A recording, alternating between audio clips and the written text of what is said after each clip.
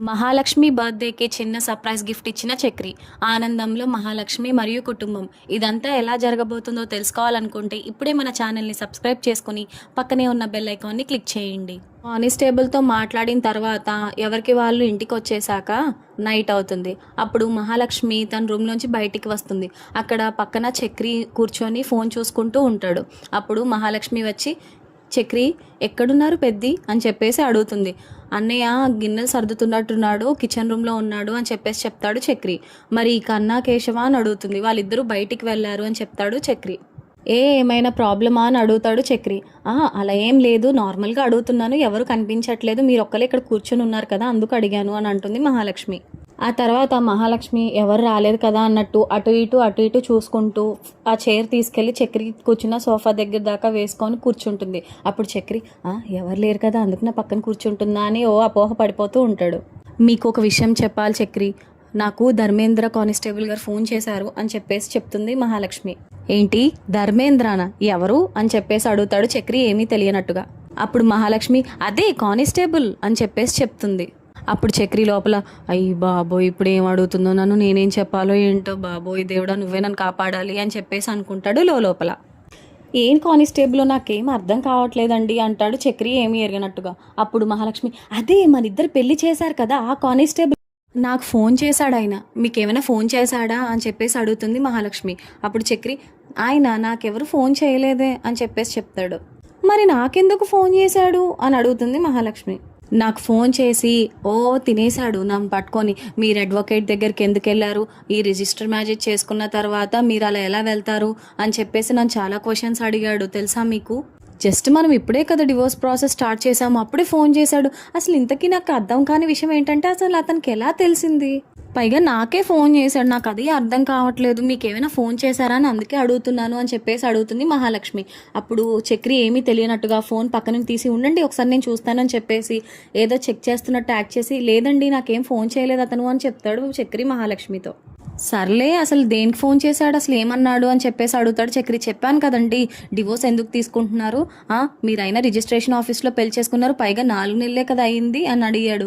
నేను మనకున్నదే చెప్పాను, మా ఇద్దరికి సెట్ అవ్వట్లేదు సార్ అందుకే తీసుకుంటున్నాము డివోర్స్ అని చెప్పేసి చెప్పాను. సెట్ ఏంటమ్మా సెట్, 4 నెలలకే మీకు తెలిసిపోతుందా ఏంటో అనేది, ముందు చూడాలి కానీ ఆ అబ్బాయి చాలా మంచోడు అని చెప్పేసుకుంటూ వచ్చాడు అనగానే చక్రి తెగ ఆనందపడుతూ ఉంటాడు. అన్నీ బాగానే ఉన్నాయి కానీ అతనికి అసలు ఎలా తెలిసిందో నాకు అర్థం కావట్లేదు అని చెప్పేసి చక్రి వైపు అలా చూస్తూనే ఉంటుంది మహాలక్ష్మి. మీరేమైనా చెప్పారా చక్రి అని చెప్పేసి చాలా కోపంగా చూస్తూ అడుగుతుంది ఏదో డౌట్ ఉన్నట్టు. అప్పుడు చక్రి నేనెందుకు చెప్తానండి, ఒకవేళ నేను చెప్తే మిమ్మల్ని తిట్టినట్టుగానే నన్ను కూడా తిడతాడు కదా, నాకు కూడా వార్నింగ్ ఇస్తాడు కదా అని చెప్పేసి అంటాడు చక్రి. కోర్టు వాళ్ళ వల్ల ఏమైనా విషయం తెలిసిందేమోనండి అని చెప్పేసి చక్రి అంటే కోర్టు వాళ్ళకి అతనికి ఏంటి సంబంధం, అసలు అలా ఎలా చెప్తాడు, అది అసలు లాజిక్కే కాదు అని చెప్పేసి అంటుంది మహాలక్ష్మి. బాబోయ్ వీళ్ళు లాజిక్లు తీస్తుంది, నా పని అయిపోద్దేమో అని చెప్పేసి అయితే కోర్టు వాళ్ళు కాకపోతే వకీలు ఉన్నాడు కదా, వకీలు ఏమైనా చెప్పుంటాడేమో మీ నెంబర్ అని చెప్పేసి అంటాడు. అప్పుడు మహాలక్ష్మి వకీలు ఎందుకు చెప్తాడు అని అంటుంది. ఏమోనండి నాకైతే ఆ వకీలే ఏమైనా చెప్పుంటాడు అని చెప్పేసి అనిపిస్తుంది అంటాడు. కానీ మహాలక్ష్మికి అస్సలు కన్విన్సింగ్గా అనిపించదు. మహాలక్ష్మి లాయర్కి ఫోన్ చేస్తుంది, ఏదో తనే ఏమైనా చెప్పాడేమో కనుక్కోవడానికి. కానీ లాయర్ ఫోన్ లిఫ్ట్ చేయడు, రింగ్ అవుతూనే ఉంటుంది. ఒకవైపు చక్రి వామ్మో ఈ లాయర్ కనుక లిఫ్ట్ చేశాడంటే నా పని అయిపోతుంది, ఈవిడ నన్ను మామూలుగా తిట్టదు ఏమైనా చేస్తుంది, బాబోయ్ దేవుడా ప్లీజ్ దేవుడా నువ్వే నన్ను కాపాడు అని అనుకుంటూ ఉంటాడు మనసులో చక్రి. అప్పుడు ఫోన్ లిఫ్ట్ చేయకుండా ఉంటాడు. అప్పుడు చక్రి హమ్మయ్య అనుకుంటూనే లోపే మళ్ళీ రివర్స్లో లాయరే ఫోన్ చేస్తాడు మహాలక్ష్మి ఫోన్కి. హే చక్రి ఆయనే ఫోన్ చేస్తున్నాడు అని చెప్పేసి అనగానే అయిపోయింది నా పని అని చెప్పేసి అనుకుంటూ ఉంటాడు చక్రి. హలో సార్ నమస్తే, నేను మహాలక్ష్మిని మొన్న డివోర్స్ కోసం నేను ఫోన్ చేశాను కదా అంటే చెప్పమ్మా అంటాడు. అప్పుడు అదే సార్ నేను చెప్పాను కదా మా ఇద్దరు పెళ్ళి పోలీస్ స్టేషన్లో అయిందని చెప్పి అంటే అవునమ్మా చెప్పావు అయితే అని అడుగుతాడు. అంటే అదేం లేదు సార్, నా నెంబర్ ఏమైనా మీరు పోలీస్ స్టేషన్లో వాళ్ళకి ఏమైనా ఇచ్చారేమో దాని గురించి అడుగుదామని అంటే నేను ఎవరికి నీ నెంబర్ ఇవ్వలేదమ్మా, ఇదంతా కాన్ఫిడెన్షియల్, ఇవన్నీ ఎవరికి ఇవ్వరు అని చెప్పేసి అంటాడు లాయర్.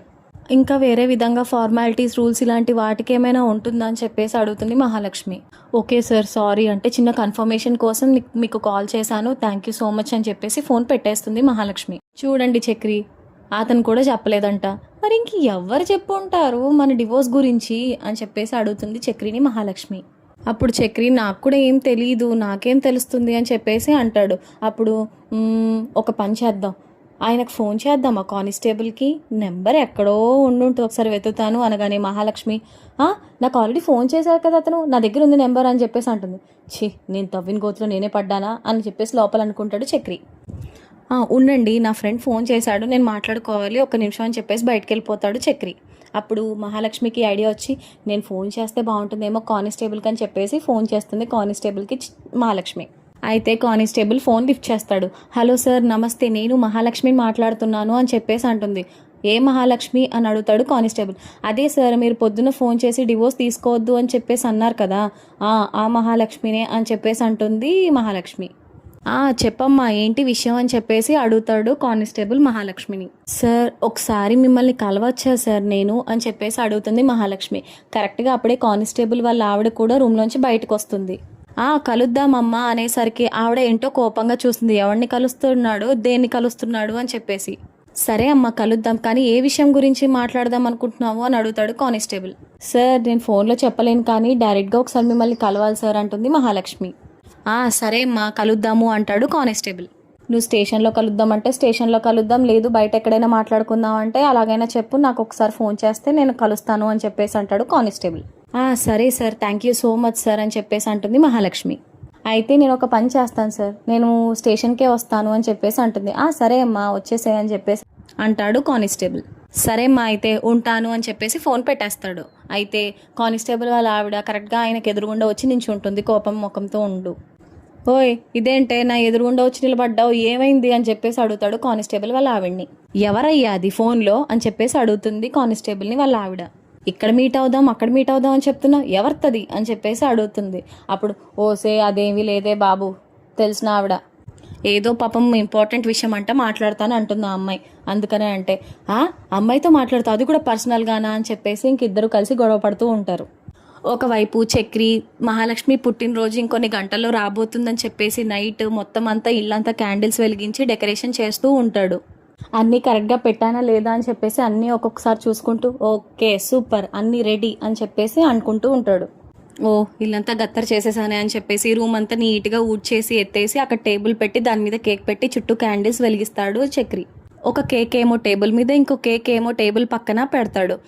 ఎంత క్యూట్గా ఉందో, హ్యాపీ బర్త్డే మహాలక్ష్మి. అబ్బా పేర్లోనే ఉంది కదా మహాలక్ష్మి, మా ఇంటికి వెలుగు తినే, ఎలాగైనా సరే మంచిగా ఇంప్రెస్ చేయాలి మా మహాలక్ష్మిని అనుకుంటూ ఉంటాడు.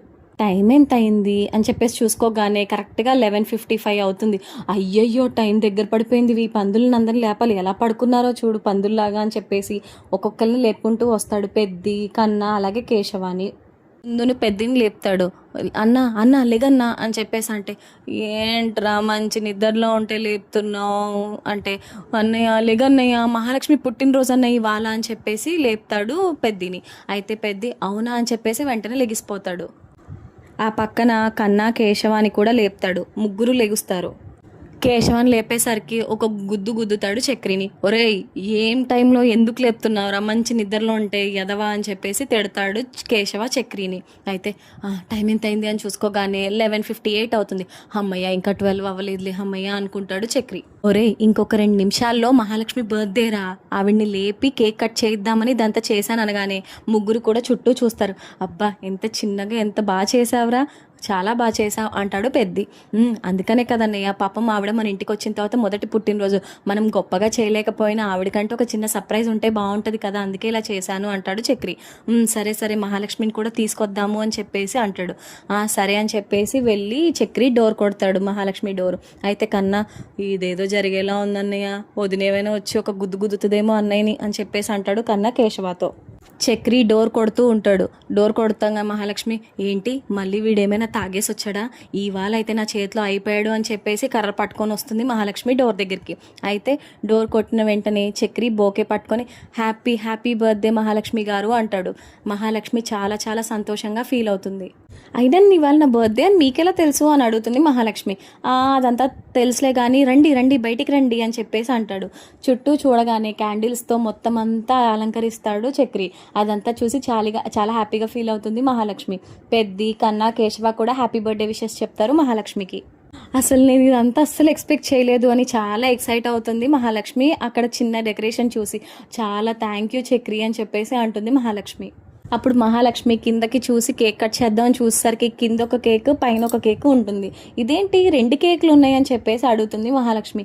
అంటే ఈ పెద్దదేం పైదేమో మా అందరితో కలిపి, ఈ కిందదేమో మీకు ఒక స్పెషల్ అని చెప్పేసి అంటాడు చక్రి మహాలక్ష్మితో. అయితే అందరూ కలిపి ఆ క్యూట్ అండ్ స్వీట్ సర్ప్రైజ్ చక్కగా బాగా చేస్తారు మహాలక్ష్మి. మహాలక్ష్మి కూడా చాలా చాలా సంతోషంగా ఉంటుంది. అందరూ హ్యాపీగా గడుపుతారు, ఆ మూమెంట్స్ని ఎంజాయ్ చేస్తూ ఉంటారు. అప్పుడు పెద్ది అంటాడు, ఒరే ఇదంతా ఎప్పుడు ప్లాన్ చేసావురా, అసలు భలే ప్లాన్ చేసావు, అయినా కేక్ ఎప్పుడు ఆర్డర్ ఇచ్చావురా అని అడగగానే నేను 10 రోజుల క్రితమే ఇచ్చాను అన్నయ్య అని చెప్పేసి అంటాడు చక్రి. బేకరీ వాడి బుర్ర కూడా తినేసాను, ఆ టైం కల్లా నాకు కేక్ కావాలి కావాలి అని చెప్పేసి రోజు వెళ్ళి, అందుకనే బాగా చక్కగా చేసి ఇచ్చాడు అన్నయ్య అంటాడు చక్రి పెద్దితో. అందరూ నవ్వుతూ ఉంటారు, కానీ పెద్ది మాత్రం చాలా ఆనందం బాధ 2 మిక్స్ అయి ఉంటాయి. ఎంత చక్కగా ప్రేమిస్తున్నావురా పాపం, తిను నీ ప్రేమను అర్థం చేసుకుంటే బాగుండు అని అనుకుంటాడు లోపల. అయితే తర్వాత బయట నుంచి నారాయణ వచ్చి, రే ఏంట్రా ఇది మొత్తం క్యాండిల్తో నింపేసి కిందంతా గత్తరి చేశారు అని అడుగుతాడు. అంటే అప్పుడు మహాలక్ష్మి అంటుంది, ఇవాళ నా పుట్టినరోజు, అందుకనే నా బర్త్డే సెలబ్రేట్ చేయడానికి చక్రి అలాగే పెద్ది కన్నా కేశవ ఇలా చేశారు అని చెప్పేసి అంటుంది మహాలక్ష్మి నారాయణతో. హ్యాపీ బర్త్డే అమ్మ మహాలక్ష్మి, నీ కోసం ఒక పాట పాడినా అనగానే మహాలక్ష్మి పాడు పాడు పుత్ర అని చెప్పేసి అంటుంది. అప్పుడు పుట్టినరోజు జై జైలు అంటూ పాట పాడతాడు నారాయణ. బాగుంది పాట, చాలా బాగుంది అని చెప్పేసి నవ్వుతుంది మహాలక్ష్మి. ఇదిగో కేక్ అని చెప్పేసి కోసి ఇస్తుంటే, ఉండు నేను వాష్రూమ్కి వెళ్ళేసి వస్తాను అప్పుడు తీసుకుంటానమ్మా అంటాడు.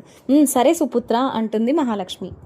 అందరూ నవ్వుతూ కబుర్లు చెప్పుకుంటారు. ఈలోపు వాష్రూమ్కి వెళ్ళి వచ్చిన నారాయణ, ఓకే నాకు కేక్ ఏది అంటూ నడుచుకుంటూ వచ్చి పాపం చక్రి చేయించుకున్న స్పెషల్ కేక్ కింద పెడతాడు కదా, కేక్ పైన ఒక కాలేసి తొక్కుతాడు. అప్పుడు నారాయణ, ఛీ ఎవడరా కేక్ కింద పెట్టింది బుద్ధుందా అనగానే, ఏం కేక్ అని చెప్పేసి అందరు కిందకు చూడగానే పాపం ఆ స్పెషల్ కేక్ మీద కాలేసి తొక్కుతాడు నారాయణ. అది చూసి చక్రి గుండె ముక్కలైపోతుంది. అప్పుడు పెద్ది, ఏంటి నాన్న కనీసం కిందైనా చూడవా, చూడలా తొక్కేసావా, పాపం వాడు ఎంతో స్పెషల్గా చేయించుకున్నాడంట కేక్, అసలు బుద్ధి ఉందా, కనీసం కిందైనా చూడాలి కదా, నువ్వు ఏదో అలా చూసుకుంటూ నడుచుకుంటూ వచ్చేస్తావా అని చెప్పేసి గట్టిగా తిడతాడు పెద్ది నారాయణని. తర్వాత చక్రి కూడా తిడతాడు, అసలు నీ కళ్ళు ఎక్కడ పెట్టుకుని నడుస్తున్నావు, నువ్వు కేక్ కనబడతలేదా నీకు అని చెప్పేసి అడుగుతాడు చక్రి నారాయణని. అప్పుడు నారాయణ, నీకుందా బుద్ధి, ఎవడైనా కేక్ కింద పెట్టుకుంటాడో ఒక పక్కకో లేదంటే టేబుల్ మీద పెట్టుకుంటాడు, ఎవడైనా కింద పెడతాడా, బుద్ధి ఉందా, నీకు ఉందా అసలు బుద్ధి అని చెప్పేసి అడుగుతాడు నారాయణ. అప్పుడు పెద్ది, ఒరే పాపం రా నీ కేక్ అంతా తొక్కేశాడు, నాన్నకి అసలు బుద్ధి లేదు అంటాడు పెద్ది చక్రితో. అదే కదన్నయ్య ఎంతో స్పెషల్గా అనుకుని ఇంకేదో చెప్దాం అని చెప్పేసి ఆపేస్తాడు. మహాలక్ష్మి చక్రి వైపు చూస్తుంది. అప్పుడు కేశవ, ఒరే వదిలేసేరా వదిలే అని చెప్పేసి అంటాడు. అప్పుడు మహాలక్ష్మి చక్రి బాధని చూడలేక, ఏం పర్వాలేదు పోతే పోయింది, ఏమైంది, కేక్ కూడా సూపర్గా ఉంది, కేక్ టేస్ట్ ఇంకా బాగుంది, చాలా బాగుంది, thank you so much Chakri, మీరు చాలా ఎఫర్ట్ తీసుకున్నారు నా కోసం, థ్యాంక్ యూ సో మచ్, ఈ మూమెంట్ నేను నా జీవితంలో ఎప్పుడు మర్చిపోలేనని చక్రిని పొగుడుతుంది. అప్పుడు పెద్ది, రే కేశవ ఆ కేక్ తీసుకెళ్ళి బయట పెట్టేసేరా అని చెప్పేసి అంటాడు. అప్పుడు కేశవ అదే పని చేస్తాడు. మహాలక్ష్మి చక్రి ముఖం చూస్తుంది, తను కొంచెం అప్సెట్గా ఫీల్ అవడం చూసి మళ్ళీ కేక్ పీస్ తీసుకొని, నిజంగా చెప్తున్నాను చక్రి, ఈ కేక్ చాలా చాలా బాగుంది, నాకు బాగా నచ్చిందని తింటూనే ఉంటుంది ఆ కేక్ని. దానికి చక్రి కూడా హ్యాపీగా ఫీల్ అవుతాడు. అప్పుడు కన్నా అడుగుతాడు, నువ్వు మీ ఇంట్లో కూడా ఇలాగే కట్ చేసేదానివా వదినా అని అడుగుతాడు. కట్ చేసేదాన్ని, కానీ 12 గంటలకి ఇప్పటికి వచ్చి నేను ఎప్పుడు కట్ చేయలేదు కన్నా అంటుంది మహాలక్ష్మి. కాకపోతే ఫ్రెండ్స్ 12 o'clockకి ఫోన్లో మెసేజ్లు విష్ చేస్తూ ఉండేవాళ్ళు, అప్పుడు నెంబర్ వేరు కదా, ఇప్పుడు నెంబర్ మారిపోయింది, సో ఇప్పుడు అది కూడా లేదు అని చెప్పేసి అంటుంది మహాలక్ష్మి. అప్పుడు కన్నా, ఓహో పోన్లే వదినా అంటాడు. అప్పుడు మహాలక్ష్మి, 12 గంటలకి కేక్ కట్ చేసి ఇంత బాగా సెలబ్రేట్ చేసుకోవడం ఇదే ఫస్ట్ టైం అని చాలా ఎక్సైట్ అయ్యి చక్రి వైపు చూస్తుంది మహాలక్ష్మి. చక్రి ముఖంలో అప్పుడు వస్తుంది నవ్వు. చక్రి మళ్ళీ మళ్ళీ చెప్తున్నాను, చాలా చాలా చాలా థ్యాంక్ యూ సో మచ్ అని చెప్పేసి చెప్తుంది మహాలక్ష్మి చక్రితో. అప్పుడు చక్రి, ఏం పర్వాలేదండి అంటాడు. నిజంగా చెప్తున్నాను చక్రి, చాలా బాగుంది, నేను అసలు ఎక్స్పెక్టే చేయలేదు మీరు ఇంత బాగా చేస్తారని, చాలా చాలా థ్యాంక్స్, నా జీవితంలో ఎప్పుడు మర్చిపోలేను అంటుంది. తర్వాత రోజు చక్రి ఫోన్లో మాట్లాడుతూ గట్టిగా మాట్లాడుతూ ఉంటాడు బయట. అయితే ఆ పక్కన మెట్ల మీద కేశవ కన్నా కూర్చొని ఫోన్ చూస్తూ ఉంటారు. ఆ బయటే మంచం మీద నారాయణ పడుకొని ఉంటాడు.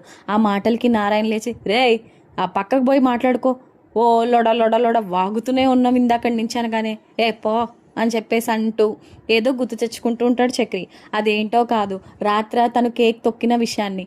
అప్పుడు ఫోన్ కట్ చేసి నేను మళ్ళీ ఫోన్ చేస్తానని చెప్పేసి ఫోన్ కట్ చేసేసి, నీకు అసలు బుద్ధుందా, దున్న పోతల పడుకొని ఉంటావా ఈ టైం వరకు అని చెప్పేసి అప్పుడు కన్నాని కేశవాని ఇద్దరిని పిలుస్తాడు. ఇలా రండ్రా అని కాలు వైపు చూపిస్తాడు. రాత్రి తొక్కిన కేక్ కాలుకి అంటుకొని ఉంటుంది. అయితే నా మనసులో ఏదో ఉంది, చక్కగా చెప్దాము అని చెప్పేసి స్పెషల్ కేక్ చేయించుకుని తీసుకొస్తే తొక్కేసి దున్నపోతుల బయట పడుకొని ఉన్నాడు. ఏం చెప్పాలి అనగానే ఆ కాలు చూసిన వెంటనే కేశవ అలాగే కన్నా ఇద్దరు నవ్వుకుంటూ ఉంటారు. నవ్విన తర్వాత ఎందుకు నవ్వుతున్నారంటే ఏం లేదన్న రాత్రిది గుర్తొచ్చింది అంటాడు కన్నా. మీకు ఇలాగే వెటకారంగా ఉంటుంది, నా కేక్ తొక్కేసి నా ప్లాన్స్ అన్నీ పాడు చేస్తాడు, ఇప్పుడు వీడిని ఇలా కాదు అని చెప్పేసి బకెట్లో నీళ్ళు తెచ్చుకొని ఒకేసారి కాలు మీద పోసేస్తాడు చక్రి. వెంటనే రే రే రే అని చెప్పేసి లెగుస్తాడు పైకి. ప్రశాంతంగా పడుకున్న వాడిని ఇలా నీళ్ళేసి లేపుతావా అని చెప్పేసి ఛీ ఈ డియట్ అని చెప్పేసి తిట్టేసి వెళ్ళిపోతాడు. తర్వాత కేశవ, చక్రి అలాగే కన్నా ముగ్గురు మాట్లాడుకుంటూ ఉంటారు. మహాలక్ష్మి రెడీ అయ్యి బయటకు వస్తుంది. అయితే మహాలక్ష్మిని చూసి మీకోసం ఒక గిఫ్ట్ తీసుకొచ్చానండి అంటాడు. అప్పుడు పెద్ది కూడా వచ్చి దేవుడి దగ్గర పూజ చేస్తూ ఉంటాడు. పూజ అయిపోయిన తర్వాత అందరికీ టీ తీసుకొచ్చి ఇస్తాడు పెద్ది. అందరూ టీ తాగుతూ ఉంటారు. అలాగే సేమియా తీసుకొచ్చి ఇస్తాడు. అబ్బా సూపర్ అంటుంది మహాలక్ష్మి. చాలా బాగా చేశారు పెద్ది, అసలు సూపర్గా చేశారు మీరు అంటుంది. స్పెషల్ కదా అందుకని అలా చేశారు అంటాడు చక్రి. మీరైతే నా బర్త్డే చాలా బాగా చేశారు, మీ అందరికీ థ్యాంక్ యూ సో మచ్ అని చెప్పేసి అంటుంది మహాలక్ష్మి. అప్పుడు చక్రి ఒక నిమిషం అని పరిగెత్తుకుంటూ వెళ్ళి ఒక గిఫ్ట్ తీసుకొస్తాడు. ఏంటిది అని చెప్పేసి మహాలక్ష్మి ఓపెన్ చేస్తుంది. శారీనా, ఇది నా ఫేవరెట్ కలర్, చాలా బాగుంది, ఉండండి కట్టుకుని వస్తాను అని చెప్పేసి లోపలికి వెళ్ళి చీర కట్టుకొని బయటకు వస్తుంది. చక్రి కళ్ళు నోరు రెండు అలా పెట్టుకొని అలా చూసి అలా ఉండిపోతాడు మహాలక్ష్మిని. అంత అందంగా రెడీ అవుతుంది. ఎలా ఉన్నాను అని చెప్పేసి అడుగుతుంది మహాలక్ష్మి బయటకు వచ్చి. చక్రి దేవతలా ఉన్నారండి, మీకు కరెక్ట్గానే పెట్టారు పేరు మహాలక్ష్మి అని, మహాలక్ష్మిలా ఉన్నారు అని చెప్పేసి అంటాడు. నా దగ్గర ఈ మ్యాచింగ్ బ్లౌజ్ ఉంది అందుకే వేసుకున్నాను, అందుకని అడుగుతున్నాను ఎలా ఉంది అని. చాలా బాగుంది అంటే మంచి selection Chakri, thank you so much అంటుంది. ఒక్క నిమిషం అని చెప్పేసి బయటకు వెళ్ళి చక్రి డ్యాన్స్ వేసి మళ్ళీ లోపలికి వస్తాడు. అయితే పెద్ది అంటాడు, రే ఇవాళ మహాలక్ష్మి పుట్టినరోజు కదా, గుడికి తీసుకెళ్ళరా, గుడికి తీసుకెళ్తే బాగుంటుంది కదా పుట్టినరోజు నాడు అంటే సరే అన్నయ్య నేను తీసుకువెళ్తాను అని ఇద్దరు బయలుదేరుతారు గుడికి. అయితే గుడికి వెళ్ళి మహాలక్ష్మి చక్రితో పాటు కన్నా నువ్వు కూడా రారా అని చెప్పేసి పిలుస్తుంది. సరే అని చెప్పేసి ముగ్గురు వెళ్తారు. అయితే కన్నా దారి మధ్యలో వదిన నాకు కొంచెం పని ఉంది, నాకు ఫోన్ వచ్చింది, నేను వెళ్ళాలి, మిమ్మల్ని అన్నయ్య తీసుకెళ్తాడు అని చెప్పేసి అనగానే అప్పుడు చక్రి కన్నాని హక్ చేసుకొని ముద్దు పెట్టుకుంటాడు. థ్యాంక్ యూ రా అని చెప్పేసి. అన్నయ్య ఎంజాయ్ అని వెళ్ళిపోతాడు కన్నా. అంటే అతని ఉద్దేశం ఏంటంటే ఇద్దరి మధ్యలో నేను ఎందుకు అన్నట్టు తను వంక పెట్టేసి వెళ్ళిపోతాడనమాట కన్నా. అప్పుడు గుళ్ళో చక్రి అలాగే మహాలక్ష్మి ఇద్దరు మాట్లాడుకుంటూ ఉంటారు. కానీ మహాలక్ష్మికి మధ్యలో థాట్ వస్తుంది, ఇవాళ కానిస్టేబుల్ని కలిస్తే బాగుంటుంది వెళ్ళాలి అని చెప్పేసి. మరి మహాలక్ష్మి కానిస్టేబుల్ని కలిసి ఏం మాట్లాడబోతుంది, అలాగే ఏం నిజం తెలుసుకోబోతుంది, ముందుగానే మన ఛానల్లో తెలుసుకోవాలనుకుంటే సబ్స్క్రైబ్ చేసుకొని పక్కనే ఉన్న బెల్ ఐకాన్ని క్లిక్ చేయండి. Thank you so much for watching.